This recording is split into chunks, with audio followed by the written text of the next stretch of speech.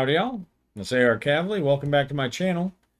And I've decided to run a solo campaign using the Forged OSR slash Streamline D20 system. I did a review on the system earlier, a couple months ago maybe, and I was pretty impressed with its ability to run solo campaigns. In fact, I ran a relatively lengthy solo campaign before I wrote that review.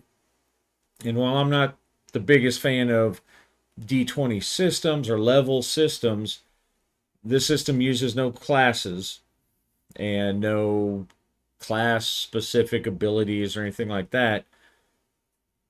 So I like that. It does use levels, but even when you're getting up to third or fourth level, it's still, it's still pretty dangerous to be getting into fights. And there's just enough rule crunch in this system that it would be good for, at least for me anyway, to have a few more options while you're playing, not everything being completely narrative, while not going overboard and still making it simple enough and streamlined enough that you can do the narrative on a solo game. Because I like varying levels of crunch. The older I get, the less I like. But I do like having options for movement, some tactical maneuvers, and something that can happen in the game or in a combat or in a task resolution besides just a straight you hit and this happens, not too much more. And so Forge, I think, does that pretty well. I'm going to try a different format playing this. Usually when I do a role play, I use like Roll20. Because it's very convenient. I can put my beautiful image up there in the corner, and I can move pieces around a digital map, and it's easy to see. It's easy to take care of. But I have all these cool miniatures, and I have I have this new book of battle maps that I want to use, and I have my dice. I love to roll these dice. My mom got me these dice. I think I've replaced one or two over the years, but she got me these dice when I was in high school in the 80s. So, I like to use them. However, if it turns out to be more fiddly than I'll probably go back to the some sort of digital format. Now, Forge comes with all sorts of tables for making an entire world from scratch, pretty much, and that's what I'm going to do.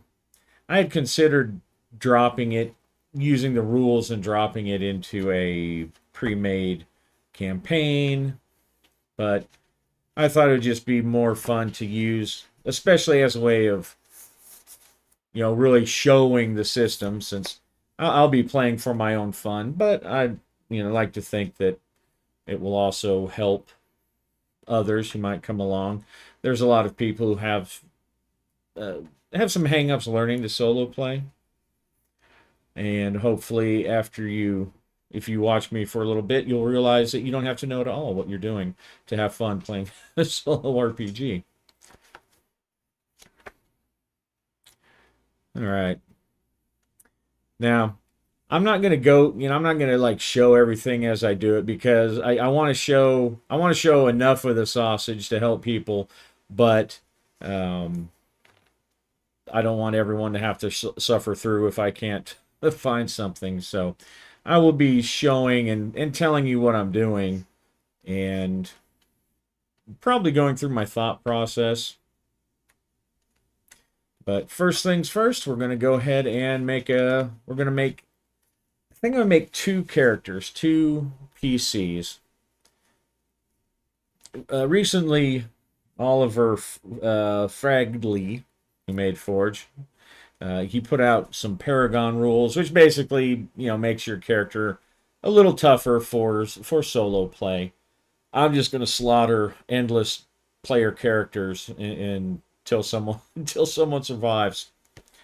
And as time goes on, I will use companions because they're handy. They're a step above hirelings. And I'm going to use these little maps for the hex crawl version of it. So first thing, I'm going to make some characters. I know this sheet, it has 2 on there, so you probably are not going to see everything too well, and I apologize for that. And then this is going to be my little journal. When I journal, unless I'm feeling very artistic, artsy-fartsy, which I've written a couple books, so sometimes I do like to indulge in some purple prose. I mostly just use this to jot down an area name and kind of what happened.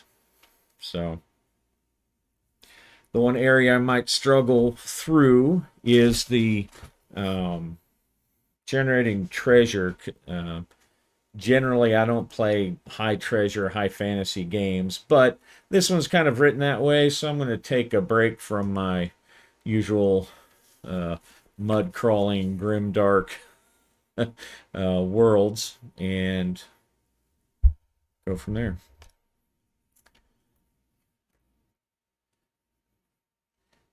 All right, so we're going to go ahead and just roll up our characters. Our initial starting attributes are 3d6 down the line. And of course, if you want to take any of the other paths that are used throughout the various D20 versions, 4D drop or 3d6 and let you arrange. I guess you can probably even come up with some point version. But just go straight down. I'm going to try to not get too disappointed when I roll a ton of crappy characteristics because I tend to do that sometimes. And we'll go off to a good start with a 15. Yeah, not so great with a 7 dexterity.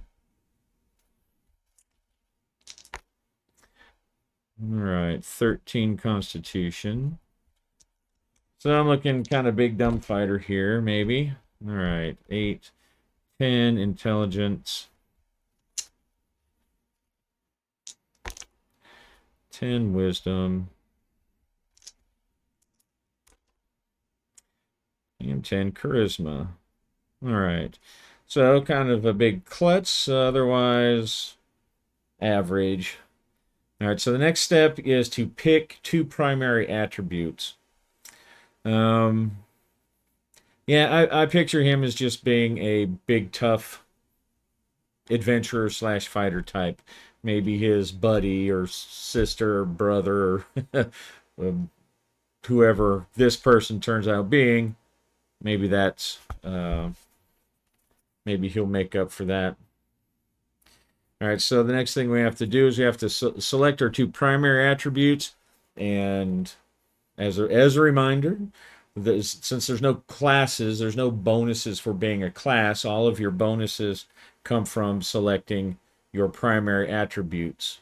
Everything that gets a check bonus for this has a, if it's a primary attribute, you get the level. So if you're 3rd level, you get +3. If it's your secondary, then you get +1 because you round down.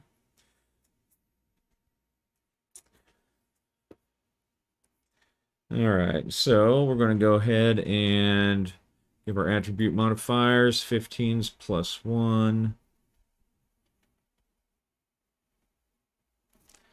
Next, 7 is -1. All right, well, That sucks, but not terribly bad. And Constitution's +1. Everything else is 10, so that's no modifier. So in the grand math of bonus calculation, he is +1 overall. So can't complain too much about that, I guess. All right. So I'm just gonna come over here, level 1, 1 and 0. These are just little reminders to figure out, to tell you what your level bonus is, and every time that goes up, then you modify these and all that stuff. All right, so primary, yeah, we're going to go with Constitution and Strength. So that means that he'll get his level bonus as a check for his to hit rolls. His armor class and his missile weapons are going to suffer, but he's also going to get a +1 to Constitution check rolls, and because it's Constitution, he gets to roll D8 for his hit dice as opposed to D6.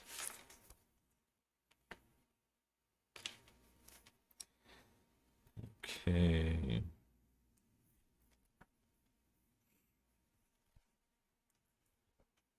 All right. Now, I'm going to give myself some wiggle room. I'm going to use the optional minimum hit points if he rolls crappy, which is listed in here. So,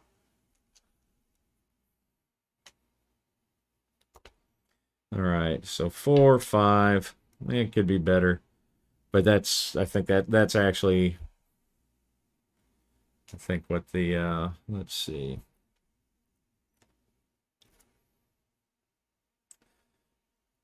Characters determine max primary aptitude. Oh, let's see. Starting hit points. I think that's where it's at. Push back a little bit here.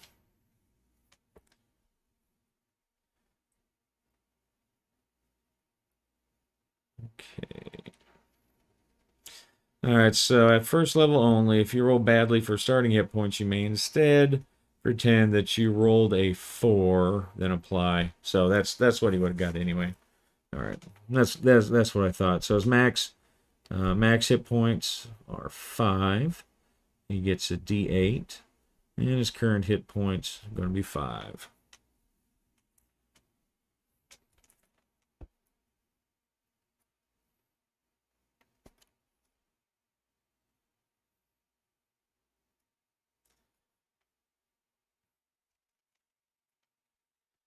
All right, and just so I don't have to start jumping through, I'm going to go ahead and I'm going to roll up the other character, just the attributes while I'm here, because the section where we go back and physical appearance, details, clothing, background, occupation, all that stuff, that's all in the back. And so instead of flipping back and forth, I'm just going to do this.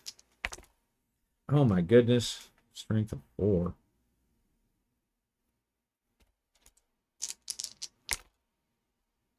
All right, dexterity 14. So maybe this is our clever little sneak. All right, 9, 12, Constitution. Oh, intelligence 5. All right, maybe not. Wisdom 10. Good grief. And 12. All right.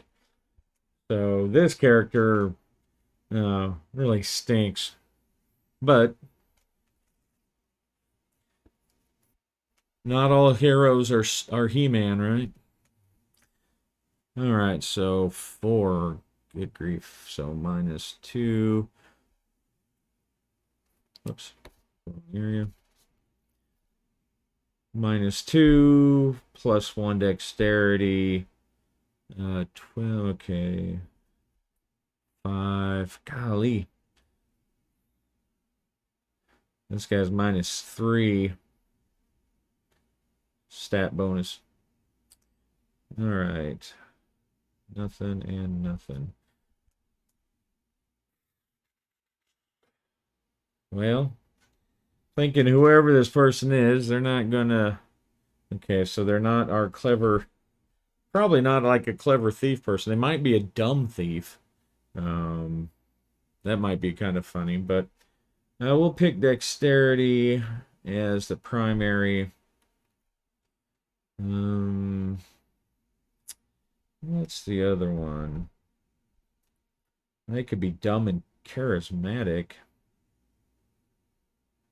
This is also one of those choices you can make because if you get a bad roll in the long run, maybe that's what you should make as your primary because you'll eventually start overcoming those penalty rolls, the penalties to your checks.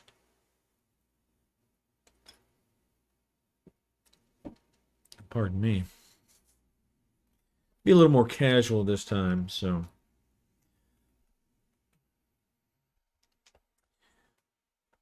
Let's see, someone that's weak might be helpful for them to be uh, have some extra hit points.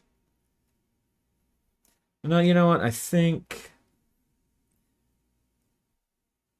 I don't really have a full idea yet, but I think we'll go with charisma. This is someone who's uh, weak and stupid, okay on their feet, but probably needs help from friends, and is more keen to jump out of the way of trouble than anything else. All right, so Constitution's not. Oh. All right, so we're going to give them that Constitution of 4, or a hit point roll of 4.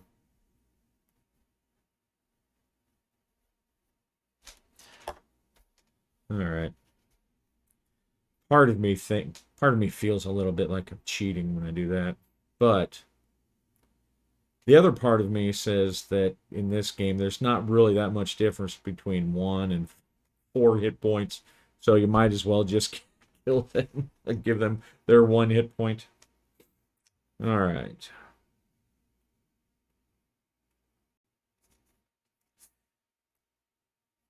Starting hit points. All right. Appearance and mannerisms. Page 42.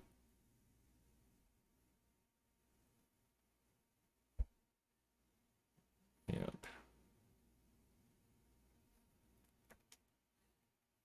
All this stuff that you can find. And this is all the stuff you'd use for NPCs as well. Let's see. Character details, character occupations.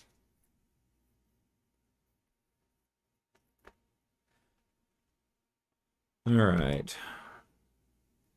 We'll go ahead and this was an occupation that they had before they became adventurers, but it informs how they do certain tests. So rolling on this chart on 41, I'm going to use the last chart.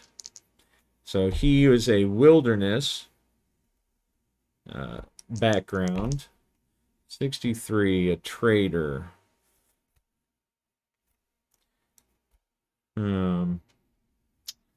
I'm not sure if I care for that. And I'm going to roll that again. 43.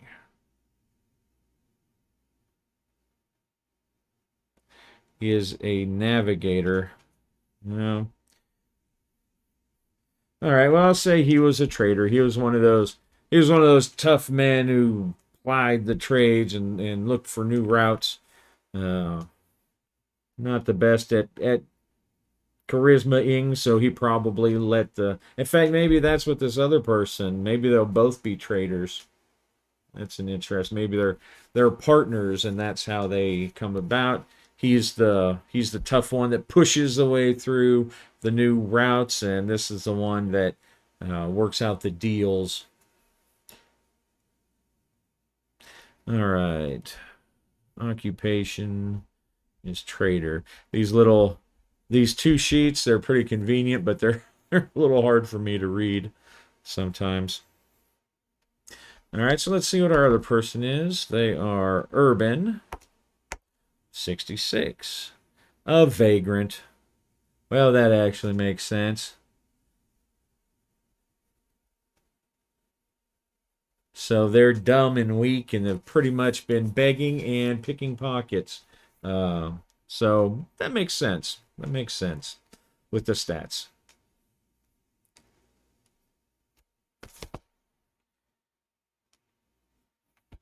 Okay. I always like to put just a little bit of some other detail down here. I'm gonna pull out the full size sheet. Uh, my camera setup's a little wonky. I used to have another camera so that I would have this kind of area, and then I would have a camera that just focused in on my dice tray.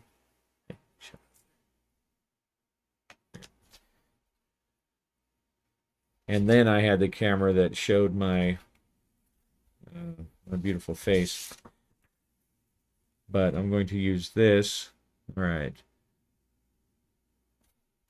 So I can put the info in the right spot. Now, it doesn't necessarily call for like a personality, but since I'm running both of these as a solo, it gives me a little hint as to what kind of personality that, if I'm making a decision on what they'll do. Let's see. Humble. Okay. So I'll put that there. So he's a humble trader. And what's our vagrant? Our vagrant. Valiant. The valiant vagrant, huh? So maybe he sticks up for those other homeless people that get beat up, or the other vagrants that he knows that have a hard time. All right, so physical appearance. Let's see. Character details. Physical appearance. 1-4. Okay, well, he's brawny.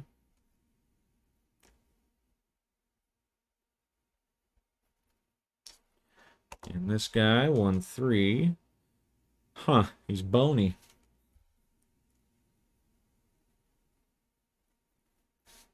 I don't actually ascribe any kind of mythical or cosmic uh, attributes to my dice rolls, to my rune dice.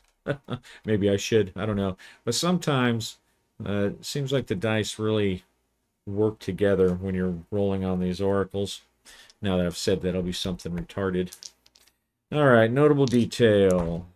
43. He has narrow eyes. It's from scanning their horizon looking for bandits. And 36. He has a milky eye. Huh. All right, probably got poked out. Or maybe it's from malnutrition. He had an infection.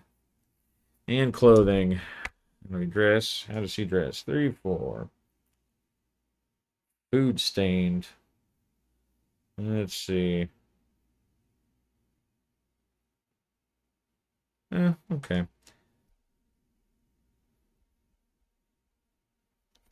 Now I think instead of food stain, I think I just make his clothes kind of grungy.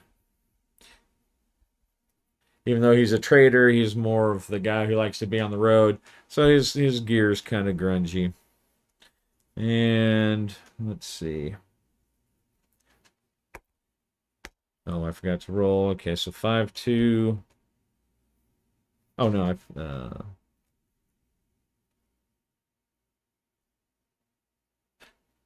oh, that's right. Okay. I forgot to write. I forgot to write one spot. I missed a spot. So where I should have put bony, I put his milky eye. And then he dresses 5-2. Practical. Yeah, that sounds all right. If you're going to be living in the street, out in the weather, getting thrown out of town, whatever, you want those practical clothes. All right. And our last thing is our quirk. Oops. 3-1. He likes to hug people. He's a hugger. So he's one of those big, friendly ox types. And what is our vagrant? Oh, he talks formally. That's interesting.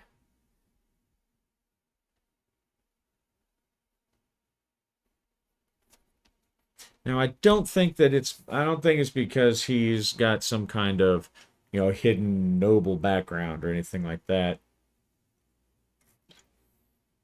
I think he probably just tries to be polite as a valiant vagrant. He's a polite, valiant vagrant.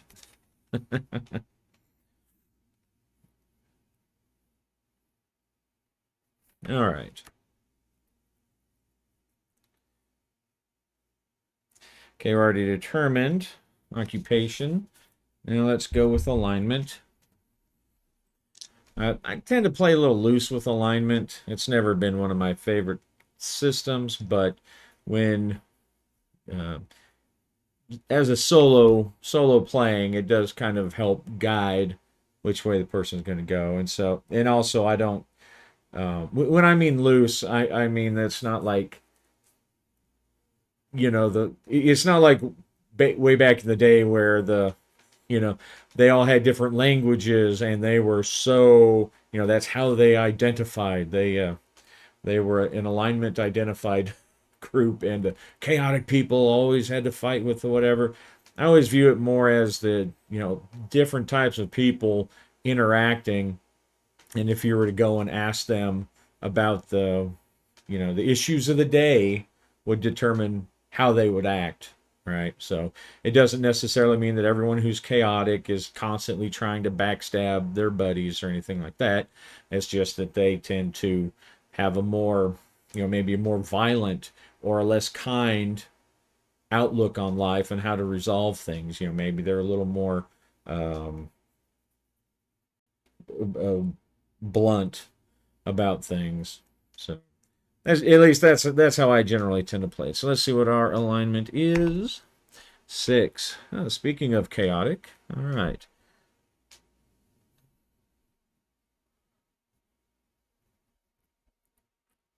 Chaotic. Oh, whoops, and I realize here that on the sheet, there's actually 2 slots for occupation. And so previously when I did that, I kind of viewed the first one as like maybe what they grew up as, and then the second one as what they currently did right before. Now, of course, you don't actually have to use 2. Maybe I won't. I don't know. And neutral for this guy.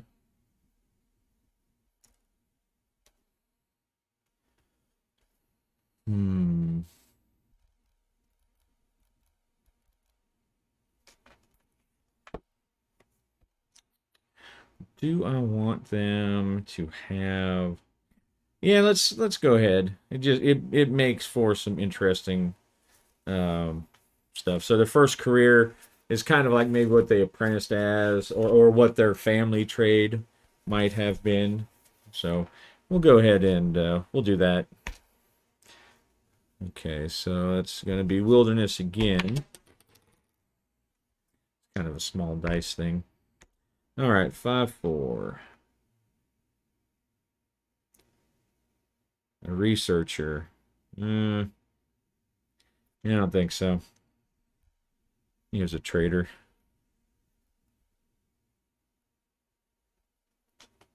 His dad was a trader, and he grew up to be a trader. I don't really think researchers maybe a little anachronistic for my preference.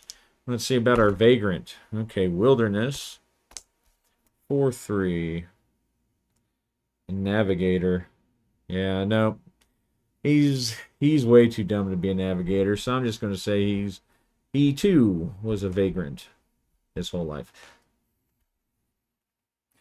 Now, I guess I could say that he was, maybe his father was an. You know what? That may be all right, because that's, like I said, that's really more of what their parents did. So he grew up trying to learn navigation, but he doesn't have the brains for it. And I mean, there was technically all sorts of research for a long time. We'll say his dad was some kind, maybe a traveling historian or something. Went around the looking for libraries for lost tomes, something like that. All right. Starting gear. New characters all start with the following: one weapon of their choice, and 2 portions of rations and some gold.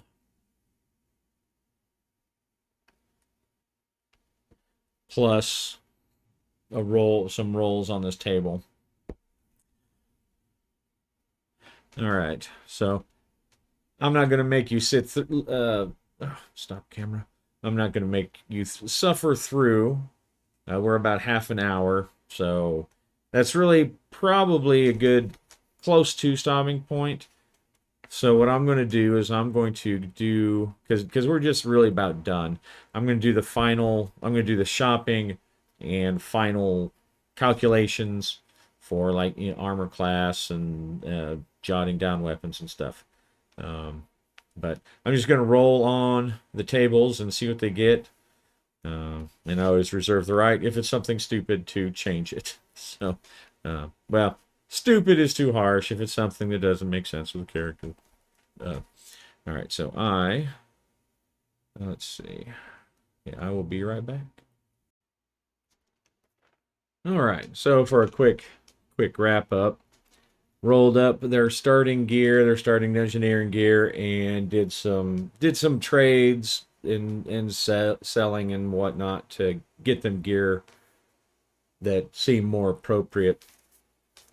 And in the process of rolling the gear and making names, our one character, our trader, former trader, is named Lucas Vigo, and he started off with plate armor. I rolled a 12 on that armor starting table and a helmet, and then he bought a shield. So he's pretty well equipped, but he doesn't have a lot of money. And as a trader, to me, that it seemed like a good threshold, turning point in his life was that he lost everything, and so he gave up on the trading life, and now he's going to be an explorer, adventurer, whatnot. Now, our other character, her name is Morian Kears, and she was a vagrant, and she started with chain, so she rolled okay with that. But she started with a lot of money. She got like the max amount of money and an hourglass, which she sold for an extra 200. So I'm thinking, or at least what makes sense to me, is that she did the opposite. She was broke her whole life, and then somehow came into a bunch of money, and now she is trying to forget that whole life. That's why she tries to be valiant. That's why she talks formally, because she's trying to rise above being street trash. Now, her low strength really affects how much she can carry, but she has enough to buy a horse, really. I'm going to wait until I flesh out the town and everything, and kind of, I already rolled. They're not related. They don't know each other, or at least not for a long time. They don't have a previous relationship of any kind. But we're going to use our tables back here, and we're just going to roll up real quick using our random solo tools to see why he went broke exactly, and how she came into money exactly. All right, so I'm going to roll. I'm going to go back here to our. Oh, did I kick my camera? Stupid thing. I'm going to go back here to my verbs and nouns table. Probably shouldn't move this. It aggravates me. It's like right next to my leg, and I keep kicking the stand. All right. So he lost his. So first table, verb 2-5, attract. All right. Okay, maybe probably attracted unwanted attention. Let's see what the noun is. Second table, 3-5. Attract invention.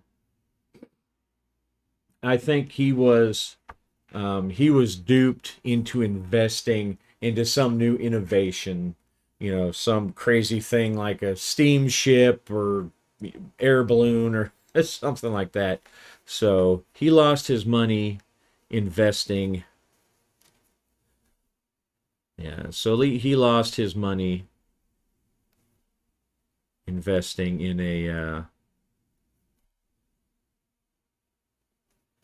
fraud. I'll say a fraud. That sounds in a fraudulent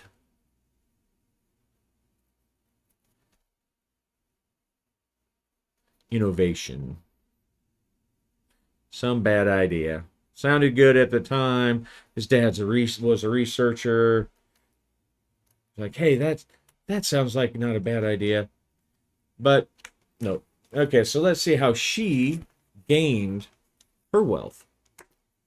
All right, first table, 44. Celebrate. First table, 61. Celebrate expectation. Celebrate expectation.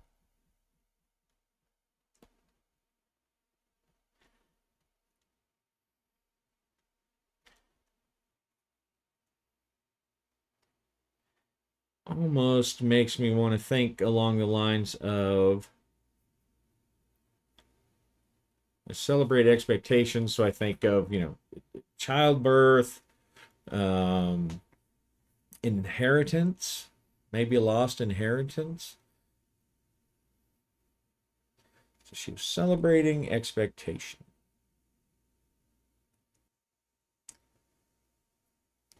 All right. I wonder if it was okay. So she's been a vagrant. Doesn't necessarily mean she's a criminal, but I'm going to ask a yes/no question. Were her gains illicitly gained? I'm gonna say it's 50-50. All right. So no, they weren't illicitly gained.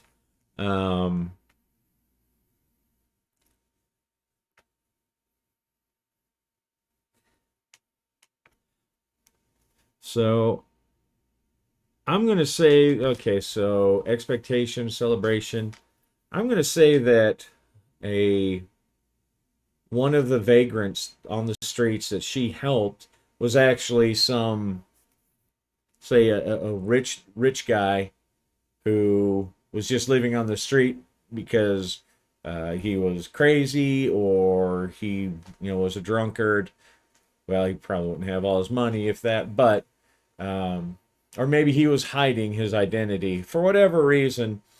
This other vagrant, died, and she was one of the few who helped him. So into great wealth and inheritance. Let's see, I'll say a surprise inheritance.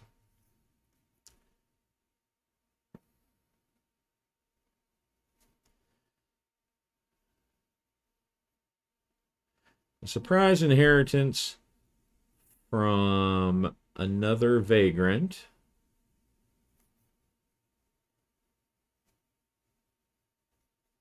that she often helped take care of.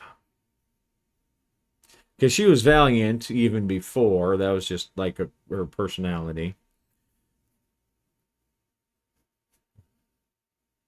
Another vagrant. Let's see, from another vagrant that she often took care of.